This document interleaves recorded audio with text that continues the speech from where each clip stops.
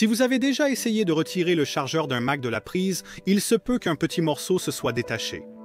En fait, il est conçu pour se détacher, un peu comme ces deux crochets en plastique qui s'ouvrent facilement. Pourquoi le chargeur Mac est-il conçu ainsi? Je vais vous l'expliquer tout de suite. Ainsi, une caractéristique des chargeurs d'ordinateurs portables d'Apple depuis plus de 10 ans est la prise amovible.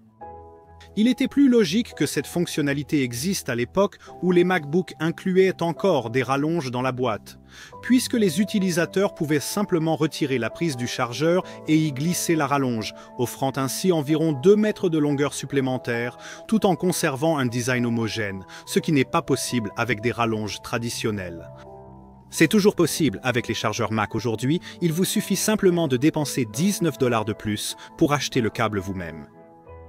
Mais Apple a réussi à inclure encore plus de fonctionnalités, en créant plusieurs prises supplémentaires dotées de broches spécialisées pour s'adapter à différentes prises électriques à travers le monde.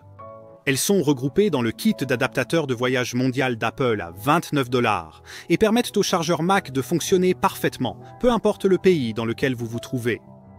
Ainsi, au lieu d'utiliser des adaptateurs de voyage internationaux encombrants et complexes, il vous suffit de changer la prise et de profiter de la même expérience de recharge que dans votre pays d'origine. Et les deux crochets à l'autre bout du chargeur Mac, à quoi servent-ils? Ils offrent un endroit pratique pour enrouler le câble de chargement lorsqu'il n'est pas utilisé. Bien que cette fonctionnalité ait été supprimée des chargeurs à partir de 2015 avec le MacBook de 12 pouces, car Apple a remarqué que les utilisateurs enroulaient souvent le câble d'alimentation trop serré autour des crochets, ce qui causait des problèmes de durabilité comme le pincement, la déchirure et l'effilochage. Pour décourager ce comportement, les crochets ont été retirés. Mais Apple est allé encore plus loin et a permis que le câble d'alimentation lui-même puisse être séparé du bloc de charge.